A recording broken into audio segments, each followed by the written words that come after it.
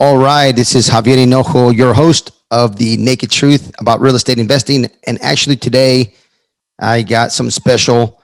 I am going to talk about a case study or actually a project we're working on right now. We've already bought this property, and I just want to go through the numbers, kind of give everybody an idea how we structured this project, and just how we found it, how we found it, how we analyzed it, how we structured it, funded it, how we funded it, how do we fund it, and what's the exit strategy.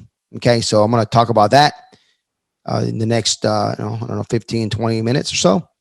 I appreciate everybody listening, and we're going to knock this out. This is a pretty cool project because we're going to be all in around 5.8 million, and it's going to be worth around 9.2 million. It should take us about 18 months, 24 months max, but fingers crossed, it should take us 18 months. And I'm going to break it down for you guys, how this project turned out.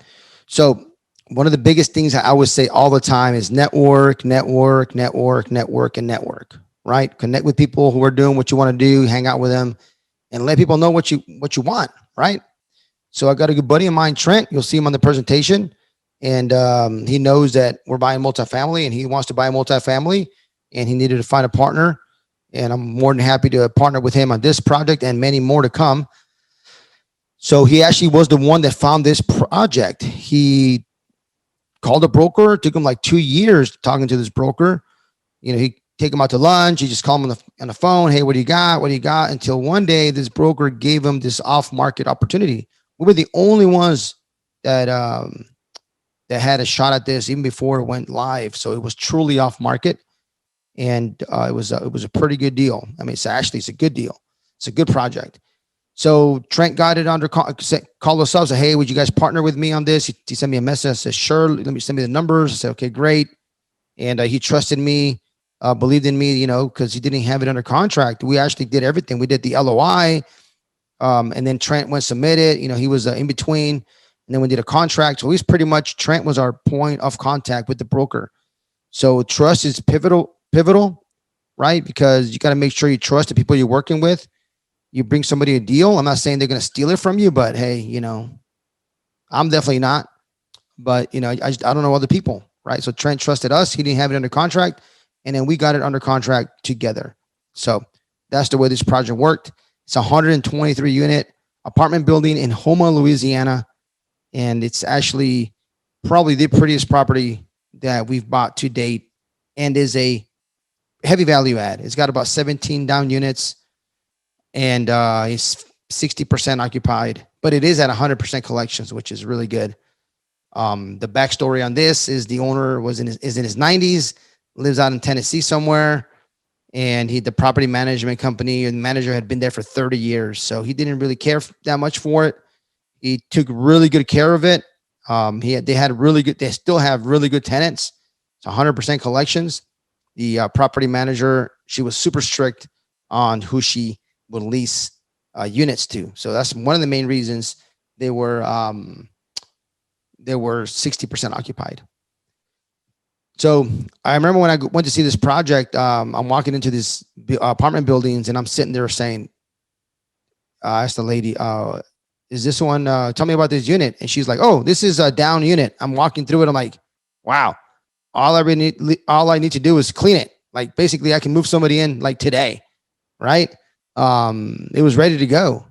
Now on some of the, it's not, some of them we're going to move in somebody right away. In other units, we're going to like upgrade the appliances, maybe change a few light fixtures and some touch up paint on a whole bunch of them. But for the most part, that was pretty good. I didn't want to look too excited. So I'm walking around, the broker was there, the property manager was there. I was trying to look concerned, only look at the negative parts of the property. I really wouldn't mention anything negative. I would just make sure that to make a point that they saw me, looking at maybe an old HVAC unit, or looking for leaks in the ceiling where the bathtubs would be upstairs, because they're like townhome style, garden home, townhome style 2-story apartment buildings or units. So usually you'll have it's built in the 60s or 70s. You'll have a bathroom upstairs, So I would look downstairs and look to see if I could see any leaks, right? And every single unit I went into. So I just make sure that I wasn't too excited, but I was freaking excited. I'm like, holy shit, this is a good deal. So that's how we found this project.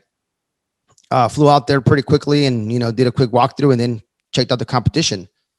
And man, there's no competition. There's such a big need for this property to it's going to make some money. Actually, it already is. So we bought this roughly 6 weeks ago, 4 to 6 weeks ago, and we were already doing some major improvements. So here it is. It's Westwood Place Apartments. I think now we changed the name to the Avery. So this is actually a sample of our offering that we did that we sent out to our investors. And this was a 506C, which meant it was only available to accredited investors, right? Accredited investors, I forget what that means, but don't quote me on the numbers. I forget. I'm not the smartest guy, and I don't have the best memory. Squirrel. Anyways, and I get distracted easily, but I think it's you make $250,000 a year, or you have a net worth of $1 million, something like that. All right, just Google it. You'll find out what it means. GTS. Google that shit. You'll find it. All right. So here we go. Now it's the Avery Apartments. Very nice apartments in Houma, Louisiana. Let me show you guys how we structure this. This is kind of our pitch deck, right? And we put like our information, the partners, like that's me, that's my partner Moo, that's George, our COO, and that's Connor, our director of acquisition, and that's Trent. He's the one that helped us find this deal, and super sharp guy. If you know Trent, hit him up. Good guy. So we're just gonna go fairly quickly. Property management company, and here's our model, right? That we talked about this particular model that we use. We'll buy a pretty property as well. We'll buy a pretty one. Fully occupied and things like that. We actually just bought 2 last week. But this one right here was distressed. We got to get it at a super cheap price and, stabilize it. Basically, it's like a business. It's not making any money. You come in, you change management, maybe you change some products, you change the assembly, you upgrade a couple of things, and all of a sudden you cut expenses and your margin gets larger and larger, and your net profit gets better. And then the business is worth more, right? So that's basically what we're doing, right? We're taking a distressed asset and making it better, okay? Risk mitigation, right? We always want to buy at a great price, create some appreciation by working on it, by value add, not by hoping that we pay the mortgage down or appreciation, okay? On these particular kind of deals and projects. Definitely going to make some nice cash flow. Can't speculate and stick to decent areas, right? What's a decent area? I always say, if you will let your mom walk there at 2 a.m, that's probably a good place to buy. You should be okay to buy a property there, or your wife, or your daughter, or yourself. Shoot, right? One of the biggest things once you get a property under contract is try to kill the deal. It's one of the things we do. We look at all the negative and we try to kill it. It's like we're like a bad cop, good cop. We're just trying to kill it, trying to say the negative. We're the naysayers. What's negative about this project? And we can't say enough negative stuff. We buy it. It's good. So we roll with it. All right. So here it is, right? Here's a summary. The project summary. It's a $4 million purchase price. The renovation is 123 units, and we're going to spend $1.2 million, $1.23 million on the renovation. All right. So this is the way it worked. The bank ended up giving us around 80% of the purchase price ish. Don't quote me on those numbers, but that's around pretty close. And then they gave us 100% of the rehab. So that was kind of cool. So we ended up raising for this one. I think we raised 1.8 million. That's how much you raised. We charged a acquisition fee, 125,000. We got staff to pay. We got to keep the doors open. We got to find more deals. I'm not going to get rich out of that, but it pays the bills. And we have a closing and carry cost about $400K. So that basically gives us an all-in price of 5.755 or pretty much 5.8, right? Just call it 5.8. It's a cool apartment building. It's like it just has good flow to it. It feels very private. It's only one way in, one way out. It's fenced around in decent part of town. So I really liked it. Can't wait to go back and eat something good on balls or blue balls. Something, I don't know what the hell. I ate with Trent over there in Louisiana. It was good food. All right. Probably it's not blue balls. That probably means something else. All right. So here's the information on the properties. Built 1974, 123 units and on 8 acres. Here's how many 1 bedrooms, 2 bedrooms, 3 bedrooms, how it breaks down, the square footage, and what the market rents should be. So the market rents here basically mean that what is the competition charging, right? So on average, they're charging 933, right? If you take the average of the 3 kind of units, it's 933. So I think this building is they were averaging like $600. That's the average on 60. So you see how much room there is to push? You can push the rents $300. $300. That's insane. Okay. That's a good number. So they're way, way below market rents. So here's some more pictures of the property. It has 2 pools, which is kind of cool. It was very clean, very well taken care of. I was pleasantly surprised. Here's one of the units that is not leased. They had a whole bunch, right? There's like 70 units that aren't leased. And like, I think something like 30 or 40 are pretty much ready to roll. Just go in there and clean them up. And they look just like this right here, which is, just your working class apartment building. It's not a luxury, nothing like that, but it's very, very livable. I've lived in places like that. So the plan, right? The plan is get some better management in there. The ladies that were there before, super nice, super sweet, but we went ahead and brought in a professional management company. They're going to kick ass and do a really, really good job. The occupancy rate is 63%, and the market vacancy rate is 6%. So usually this thing should be 94% occupied, at least. Right? We're going to update some interiors, update some exteriors, and definitely got to do some marketing. You can find this thing anywhere online before.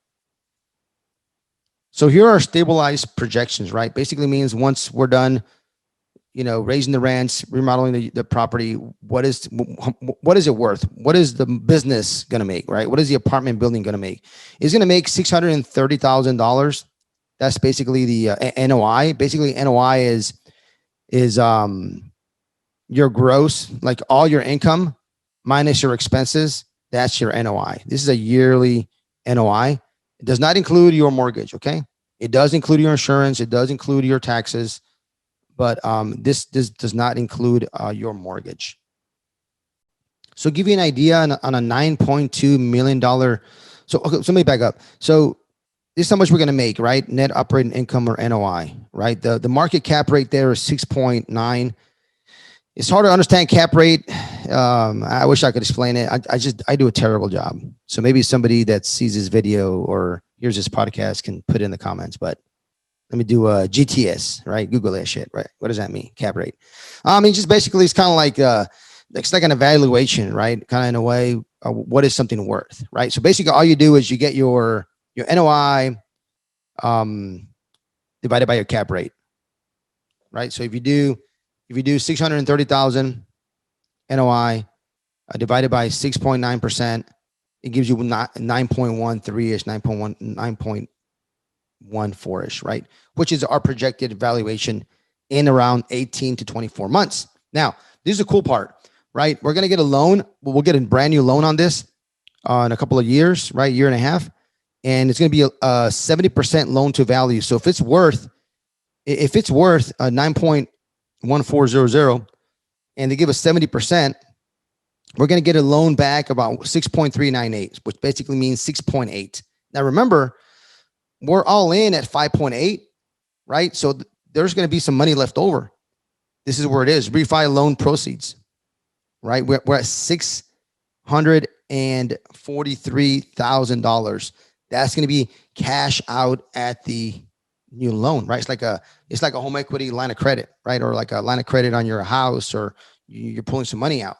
So, we don't know that's going to happen, right? We're projecting it will. Nobody knows the future as far as the cash out, but I'm assuming we should be able to get 600 plus K on the cash out. The loan to value could be 75. I mean, it could be 65, but 70% is a pretty good number, right? It's a pretty good number that we're going to get back. And we're going to have an annual cash flow of about $250,000, 264,000, which is what, like $22,000 a month, right? That's going to be the net cash flow on this project. You know what the coolest part about this project is? We've had it for 4 weeks, and the property management company already pre-leased 4 units, right? And all they did is a classic turn, right? Like a classic turn. They didn't really remodel them. And we're almost at the market rents, right? We're like, I think $900. I just saw the email come out yesterday. So the new units are, we're like getting super close to the market rents. If not, some of the other units are at market rents. So automatically just raise the rents by $300 on all the new tenants coming in. And we spent like minimal dollars, like maybe $1,500, $2,000. I think we put some appliances in there and we did some touch up on the paint. So we spent like no money, basically just a regular turn, and it's already up $300. So I'm super confident about this project. I'm very excited. All right, let's continue. I kind of like doing this video. It's like nobody's doing this case study, because usually I might do this with like a live audience, investors, or I have 50, 100, 200, 300 people on the room on a Zoom call. And it's you get a little nervous, right? But whatever. Just take a shot of tequila or tea, and everything goes well. All right. So this is how we structured this. We sold $110,000 per unit, and we had 20 units to sell. So what did that get you, right? So this is what it got our investors, right? So our study. This is what we did. This is how we put it together. We gave them a 10% pref. So basically they're going to make 10% on their money, right? And we told them it'd be a hold of 24 months. So that's kind of cool. Pretty decent return, backed by real estate. And they're going to own 1% of the project, right? 1%. Okay. All right. So this is how it breaks down for them. If I can zoom in here. No, I can't. All right. So if we give somebody 10% per year, preferred payments, that's $11,000 per year times 2. That's $22,000 per year. Now, remember, we're going to cash out $643,000 on the refinance. If you're 1% owner, because if you buy one share at $110,000, you don't just get 10% pref, but you get 1% ownership. That means you own 1% of this building. So everything you own 1%. So if we get a refinance of $643,000, you own 1% of that. So you're going to get an extra $6,400, give or take a couple of dollars. And that is tax-free. That's tax-free because it's a loan, right? It's coming from the refinance of a property. It's not income. So it's like free money. It's kind of cool. All right. And then third way you're going to make money is on the cash flow, right? There was $264,000 in yearly cash flow. You own 1% of that. So you're going to be making another $26,000 and some change. I'm sorry. Back that up. You're going to be making $2,600 and some change per year for that 1% that you own. The cool part about this structure is when all this happens, you're going to get paid a 10% pref from day one, right? As soon as we close, you're getting paid 10% pref. The proceeds, you got to wait to the new loan, and the cash flow, you most likely got to wait to the new loan. Unless we cash flow before, we'll pay some out. But usually it's until the new loan, 18 months, 24 months later. The best part about this is you're going to get your $110K back when we refinance, and you still keep your 1% ownership, right? You'll keep the $2,600 a year coming in for as long as we own this building. And remember, we're going to raise rents in the next 3 years, 5 years, 10 years, right? So you're going to always make money on that 1%, even after you got your initial money back. So that's kind of cool. And a little bonus in there. If we're going to be all in at this project, right? 5.8 and it's worth 9.2, right? There's how much money in between there, right? There's $3.4 million worth of equity that we created. You own 1% of that, right? So I don't know, another 30K, whatever that is. Okay. Your net worth goes up by 30K. You put that in your personal financial statement. Super cool. Not counting even your depreciation and cost segregation, taxes, benefits, and your cash. We're not even counting cash flow. Um, like after you refinance out on some of these returns. So we only count it from the beginning. But anyways, all right. So this is what it looks like. Preferred return is 24 months, right? You make 22,000. The refinance proceeds 6,400. And then we created 27,000 in equity because we forced the appreciation. That's $55,000 kind of return, total return, which gives you like a 25% total return on your 110K, or like almost a 12.9, 13% cash on cash return on your 110K. Super cool. That's how we structure these projects. These are cool little pro forma that our broker put together. I can't really see it. I can't go through it, but go to the. I'll put this on the show notes, and you guys can download this. You can take a look at it. It's pretty cool. I'll share this with you guys, and wherever else we're putting this video up, there'll be a way to get this particular pitch deck that we used for this project. So that's pretty much it. This is the Houma, Louisiana. That's how we did this project. It's a super cool project. I'm very excited. I think it's gonna be one of the easiest projects that we're gonna do, just because it's such good shape and so much room. Yeah, I'm super excited about this one. Here's your case study. Reach out to me, follow me on social media, YouTube channel, Facebook group, $1 billion multifamily commercial real estate. I am your host of the Naked Truth about real estate investing, and don't lose your shirt. Thanks, everybody.